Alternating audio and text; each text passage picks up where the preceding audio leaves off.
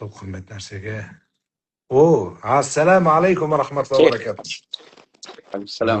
Қойыңыз шейх. Қалайсыз, ұстаз? Жақсы ма? Аман Қарасам, есен ба?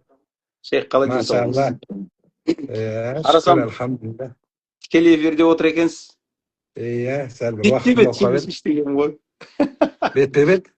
Қалай амансыз ба? Шүкір, аман есен. Ораза қабыл болсын. Алла қуат берсін.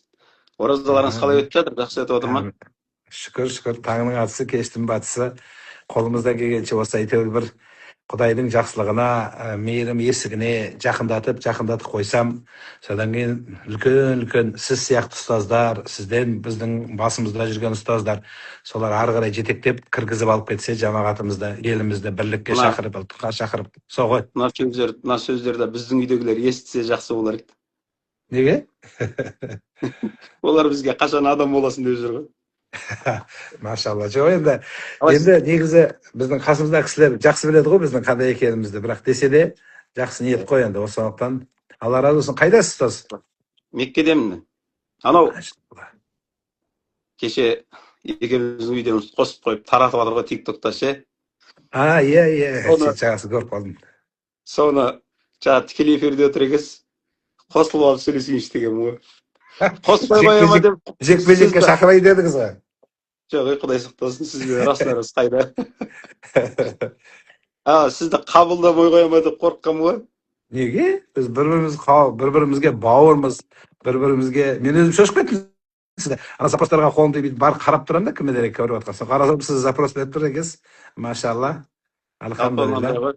Біз анау адамның ісін жек көреміз, бірақ адамды жек көрмейміз ғой. Адамды жақсы көреміз. Мұсылманды, тем более Алла Тағала мұсылманға бауыр қылғаннан кейін біз бір-бірімізді кейбір адамдар бір адамға ұрсып жатса жек көреді деп түсінеді ғой. Алла сақтасын.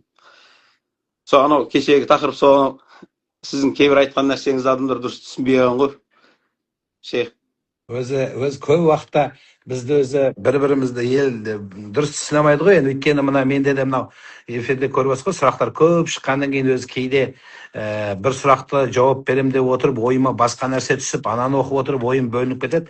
Сондықтан сондай болып қалады ғой. Енді сіз анау алдыңызда отырған кезде бұл мешіттегі жамағат емес, былай айтатын. Мынау енді әлеуметтік желі деген абайлап сөйлеп, кішкене сөзді жұмсағырақ айтып, оның үстіне бұл мешіттегі жамағат емес, жайлап айтып, өз ана интернетте жаңағы содан басталды ғой деймін, өзі анау жерлеу мәселесі, тәңіршілік мәселесінде. Сол кезде мұсылман мен кәпір жатпайтын, енді шын мәнінде мен ол видеоны толықтай көрген жоқпын, қайдан шыққан, неден шыққан, бірақ көргенім анау жерлемеу керек деген нәрсені молдаға бәрі жабылып атты ғой, бүкіл қарасам тикток әлемінде, инстаграмда бәрі молда. Сол молданы қорғаған түрмеді ғой. Молда жердің хозяйны емес, ол шешпейді, жердің елшілік емес, оны өзі ағайындар басқарады. Енді мұсылман мен кәпірдің бір жерге жатпайтындығы баяғы Рәтбек Қажыдан оқығанның өзінде айтатын бар еді. Кәпірлер азап көретін болса қабірде, мұсылмандар соны естімеу керек. Соның азабының өзі жаман әсер береді, бірге жатпасын деп. Енді біздің қазақта бала кезде ауылда да орыстардікі бөлек, қазақтардікі бөлек зираты болды ғой енді. Ол жасыратыны жоқ, бәрі бірге жатуға болмайды ғой. Бірақ бұл жердегі мәселе, шын мәнінде діннің кәпір дұшпаны менен мұсылман адам бірге жатуы өте қиын ғой. Сондықтан да ол нәрсе дұрыс, бірақ қалай айтқанда да біздің сол толық өзі мұсылман бірге жатып, бірге өмірде өмір сүрсек те қабіріміз бөлек болу керек қой.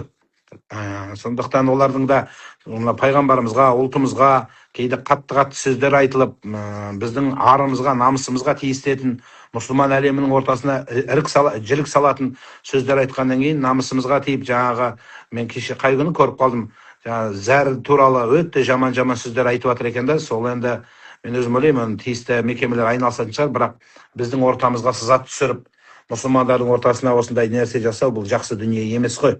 Сондықтан мен соларға айтқам да, енді бірге жататын имамдық қорғап, жердің хозяйыны емес ол. Жердің хозяйыны ағайын, туған туыс, өкімет шешеді, Құдайдың жері ол, өкімет айналысады деген. Енді соны кейбір анау ұстаздар, басқа адамдар да дұрыс түсінбей, неге кәпірмен бірге жатады деп анау дау болып жатқан адам мәселе ғой. Сондықтан біз енді жақсы күмән жасаймыз, Алла кешіре ма, жарылқай ма деген ниет қой, ұстаз. Сол ғой.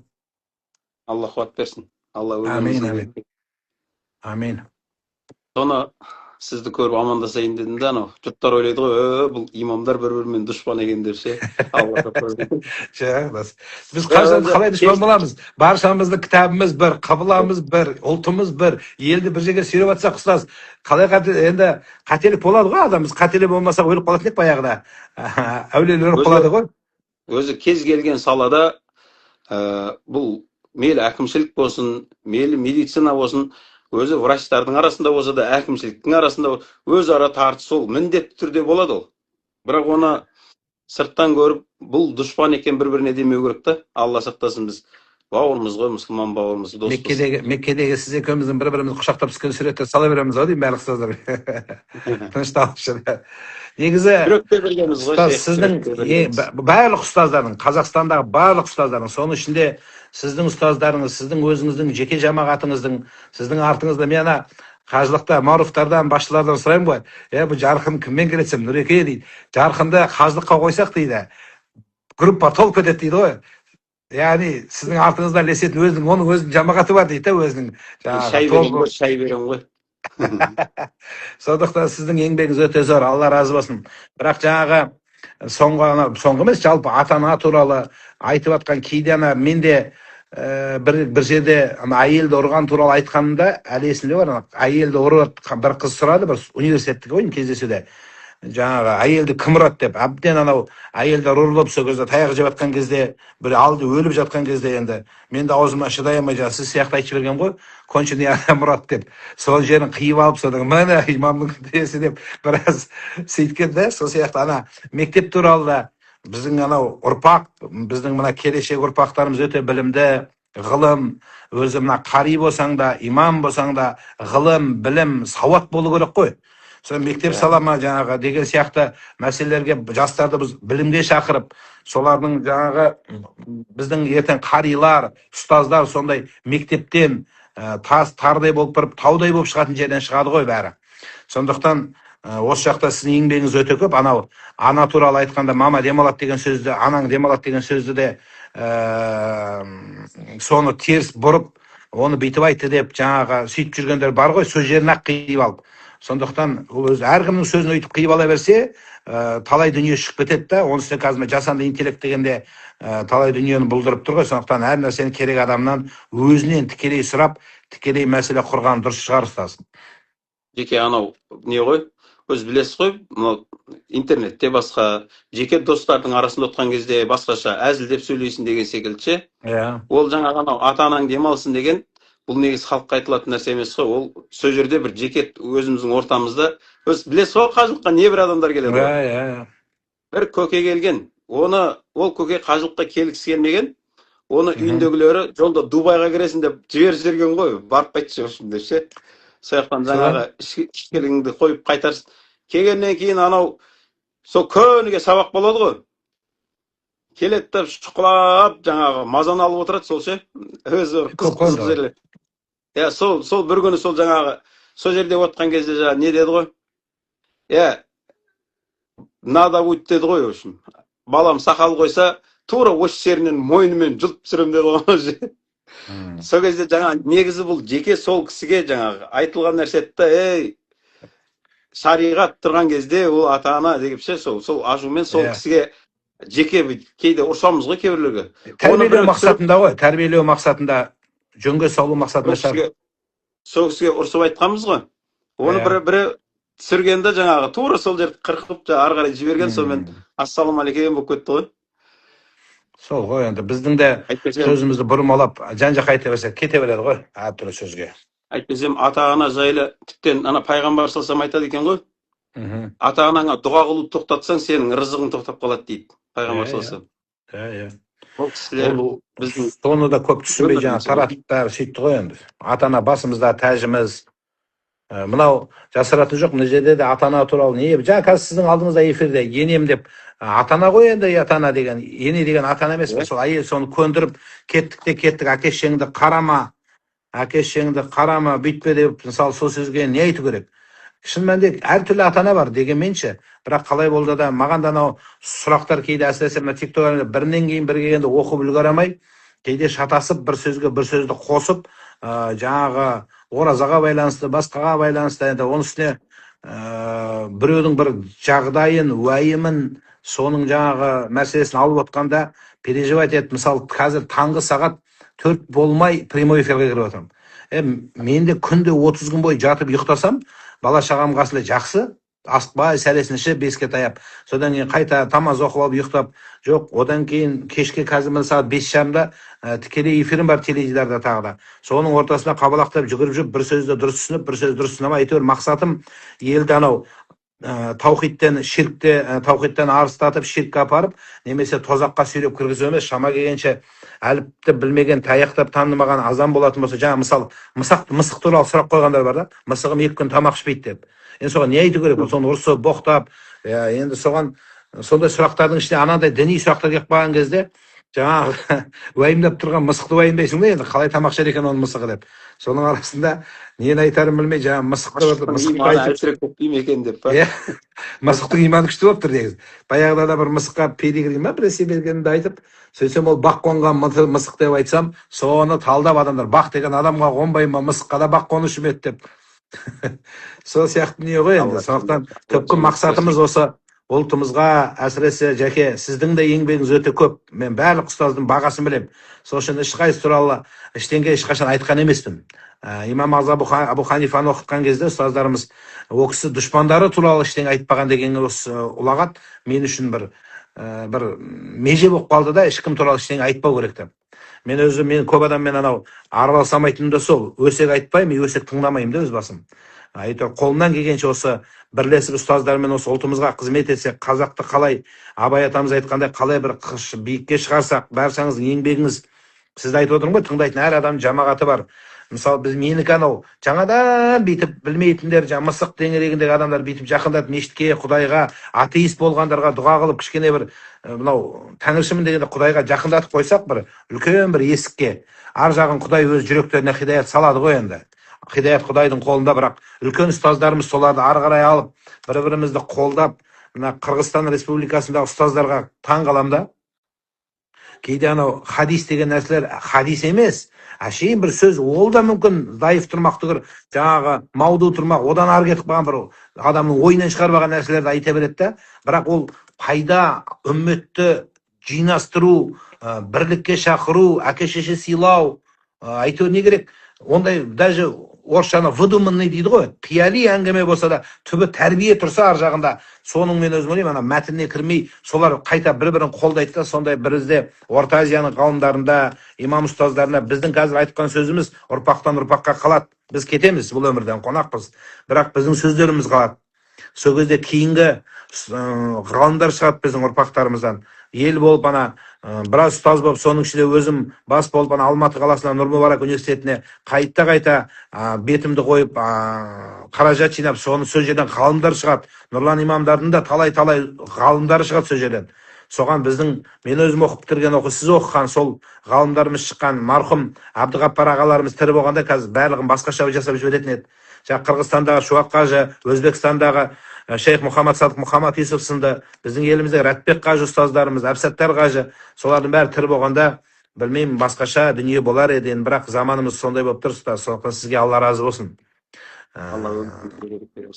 Бір-бірімізге бауырмыз, осы қалай елге қызмет қыламыз, осы жастарымыз дінді дұрыс түсініп, осы жерді, ұлтты, тілімізді, жерді сақтап қалу, білім, сауат, сол бізге ең маңызды дүние ғой.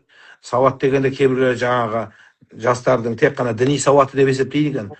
Мысалы, сіз діни сауат оқитын бе едік, оқымайтын бе едік, мектеп оқымағанда.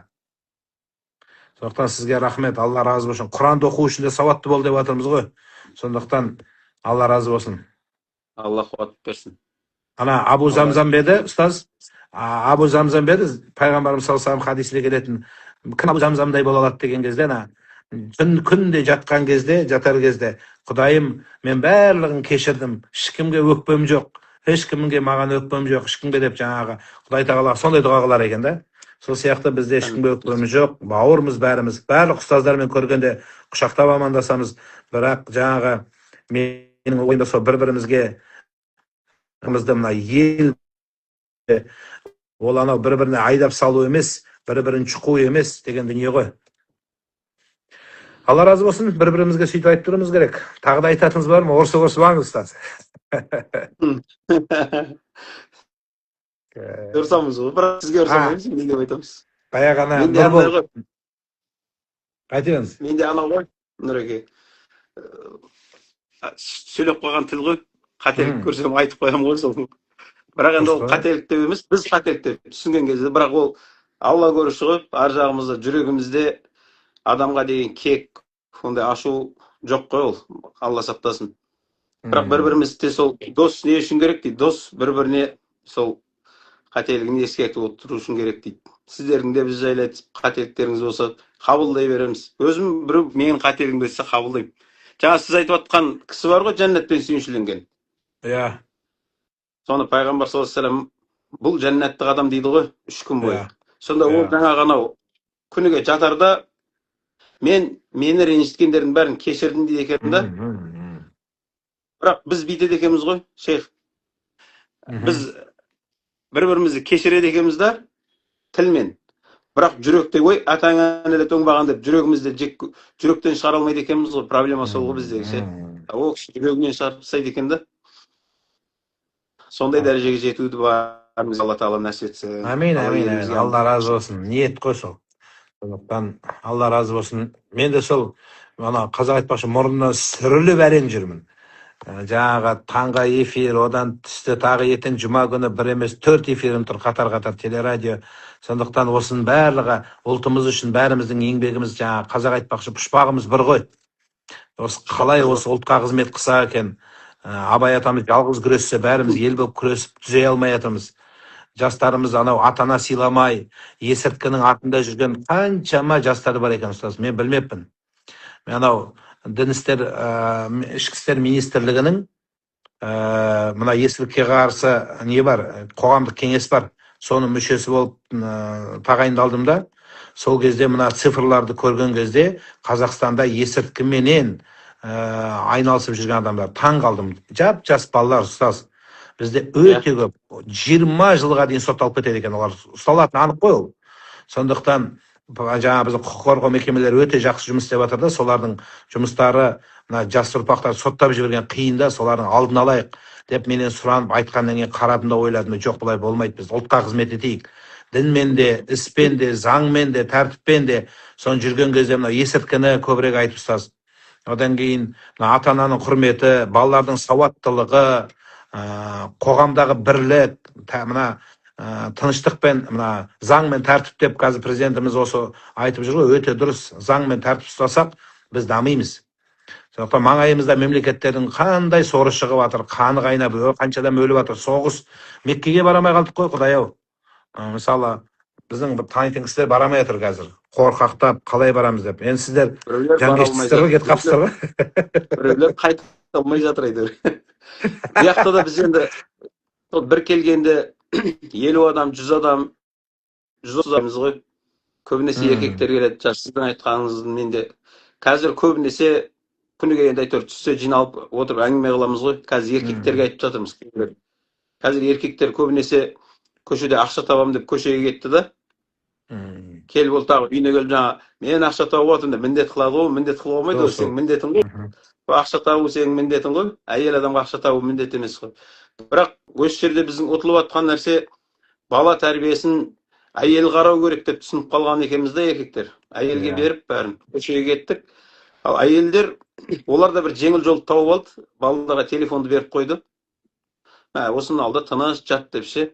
Қазір көп жастар мектеп жасындағы очки тағады, уже көзден кетіп қалған.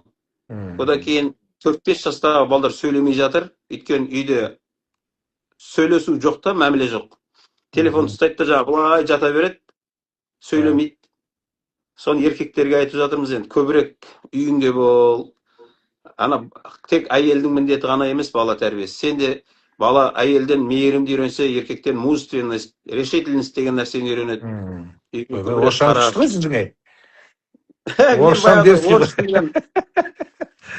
А так, я чуть-чуть знаю. Болды, күшті. Тамаша, дұрыс сол шешімділік, еркек адамға тиесілі қасиеттерді әйелден алып, әйелден көріп қалып, балалар сол кішкене сол жағына ақсап атқан рас қой. Ананың орны ерекше, әкенің дәрежесі, әйтеуір бір-бірімізге реніш. Дұрыс айтасыз сіз. Дұрыс айтып отырсыз. Сол ана балдарды телефонмен тәрбиелеп жатыр да көбінесе қазір. Лудомания деген сіз айтып жатқанша үйде басталып қойған. Қазір балдардан телефонды алсаң, деп өз-өзін тастап жатыр ғой өзі. Сол ана әбден көріп, уже ауру болып қалғанда.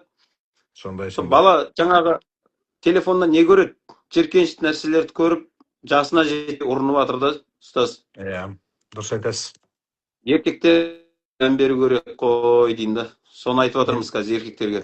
Иә, енді соны тәрбиелейтін ата-ана, сіз бен біз қоғам, орта, бірлікті, тірлікті болсақ, бұйырса бұл күнде өтпелі кезең ғой, өтеді. Өтпелі кезең. Мен баяғыда айтып едім, ұстаз. Сізді қайта айтып сөзіңіз бөле бердім, кешірім сұраймын. Осыдан 2-3 жыл бұрын ба Ләйла Сұлтан қызына бір сұхбат бергенде айтып едім, біздің дініміздің күйі қандай деді. Сол кезде айтып едім, тай басқан бала сияқты деп. Сонда ол кісі таң қалып, сонда 30 жыл қайда деді ортадағы. 30 жыл не болды деді сол кезде. Шын мәнінде тай басқан күйге түсіп кеттік па, білмеймін. Сондай бір күйге түсіп қалдық қой. Ол мынандай ғой, ұстаз. Енді мынау қажылыққа көбінесе намаз біраз уақыттан бері бастап қойған кісілер келеді ғой. Бізде жастар, мына жігіттер дейікші, жігіттер. Уағызды білім деп ойлайды. Уағызға жатып алғанда, ананы тыңдап алған. Бәрін білетін секілді көрінеді ғой. Анау 15-20 жыл намаз оқимын дегендер жайлап, одан кейін сұрайсың, намаздың парызын айтып жерші, оразаның парызын айтып жер десеңше, білім 0 ғой. Сонда бізде просто қоғамда неге өспей жатырмыз? Біз жай уағызды білім деп ойлап қалғанбыз да біз ше. Онда кітап ашып оқу деген жоқ қазір біз. Даже жастар соншалықты шыдамсыз, аудиозапистің өзін 1,5, 2 дегенге қойып тыңдайды. 1 мен тыңдауға нерв шыдамайды да. Содан ғой әлі тай басып келе жатқанымыз. Жылда оразада жаңағы анау түкірігін жұтсаң ораза бұзыла ма деген сұрақтан әлі аспай жатырмыз ғой. Сол ғой, шыға алмай жатырмыз. Одан қалса күйеуім вахтадан келсе не істеймін деген. Сол болды ғой, сол екеуінен шыға алмай. Ол қиын еді ол. Не айтасың, содайға, не айтасың? Сөзім бітіп қалды мен оқымайын, ондайды оқымайын деймін да, бірақ ана басын оқып қойғаннан кейін амал жоқ, оқып бітіруге керек болады. Соны сөйтесіз, дұрыс айтасыз. Содан кейін мына пәтуа туралы сұрай береді да, менікі пәтуа емес. Пәтуаны Қазақстан мұсылмандар діни басқармасы береді. Муфтият береді. Муфтияттың оның үкімі бәрі неке туралы, талақ туралы бірін соны муфтиятқа барасың. Мен айтып отқаным, дәрет не бұзады? Су ішкенде, жаңағы мұрның қанаса, тісің қанаса, кітапта не оқыдық? Оған не пәтуа керек? Кітапта бар нәрсе жазып тұрған, оқып айтып береді. Мынау былай. Бізді не оқыт ұстазымыз, соны айтып береді. Ол пәтуаны жаңағы діни басқарма шешімін шығарып, мынадан сүйеніп, еркек пен әйелдің ортасында талақ түсті ма, түспеді ма, жаңағы бір-біріне отбасылық мәселеде, басқа мәселеде сол жаққа жіберіп жатырмыз ғой. Бар біздің діни басқармада небір шейхтар отыр. Солар өзі жауап береді Алланың алдында сол нәрсесіне. Сондықтан да біздікі әшейін менікінің өзі бастама. Былай ғана бүгінге керек, кейін өзің тағы имамға барып, нақтылы аяқпен бар мешітке. Мына телефонға жатып алған бәрі. Нұрлан имам деген біреу бар, содан сұрай саламыз. Түсініп болып қалыптасқанда жының біледі да, Нұрлан имам бір нәрсе айтады, как будто діни басқарма имам олар бір нәрсе айтқазы. Жоқ, ондай емес қой. Нұрлан имам мен айтып жатқан жоқ қой, мені ғана тыңдаңдар, менің ғана жолым дұрыс, басқалар дұрыс емес деп жатсақ, оны айтуға болады. Сен не айтып жатсың деп. Ондай әңгіме жоқ қой. Діни басқарма, ұстаздар, олармен құшақтасып сүйісіп жүргеніміз хақ. Бір системаның, бір мемлекеттің, бір ұлттың, бір діннің бір қызметіндеміз бәріміз. Сондықтан соған дұрыс айтасыз. Алла разы болсын. Бәрін айтамын ғой, мешітке бар, аяғыммен бар. Садақаның өзін онлайн бере салсам бола ма? Болады, бірақ бар сен деп. Қазір мынау парыз ба деген нәрсеге сонша қадалып кеттік та, білмеймін уже. Бұрын бұндай жоқ еді, соңғы жаңағы дәретпен ауыз ашу парыз ба деп сұрай беретін халге жеттік та. Бұрын байқайсыз ба, бұндай сұрақ жоқ еді. Значит, буквалист болып, парыз болса істеймін, парыз болса істемеймін. Жаңағы умраға барғанда біз жиі естиміз ғой, 40 күн орамал тағу керек деп. Өткенде ғана айтымыз ғой, 40 күн не істейді мен, арақ шейін деппін, пиво шейін деппін дедім. Болды ғой. 40 күн орынданым, планды орында мен давай кірсем деген. Бола ма сол? Бізде сұрайды ғой, қажылықтан қайтқаннан кейін 40 күнге дейін үйден шықпа деген бар, сол қалай деп ше. Мен айтам, 40 күн үйіңде жатса, әйелің қуып жіберер үйіңнен. Қуып кетіп бара жатыр. Солай не жатсыз деп па? Алла разы болсын.